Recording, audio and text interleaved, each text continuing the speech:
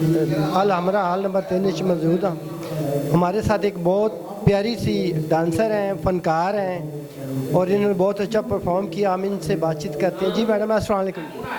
बिस्मिल्लाहिर्रहमानिर्रहीम। वालेकुम अस्सलाम। आपको भी अस्सलाम वालेकुम। वालेकुम जी। जी मैडम, आपको इस प्रोग्राम में आके कैसा लगा?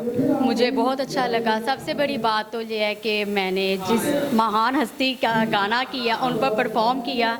घबराई हुई थी मैं ज़रा मैडम नूरजहां जी का, आपको पता है वो तो माशाल्लाह हमारी एक पाकिस्तान के नाम, पाकिस्तान का क्या ऑल वर्ल्ड का नाम। ऑल वर्ल्ड का नाम है। जी जी बिल्कुल। तो आपको इस गाने पे कैसा लगता है जब आप परफॉर्म करती हैं? मुझे बहुत अच्छा लगा, बहुत ही ज़्यादा। आपने माशाल्लाह बहुत मेहनत की है। और ये आपने कब से शुरू किया ये काम?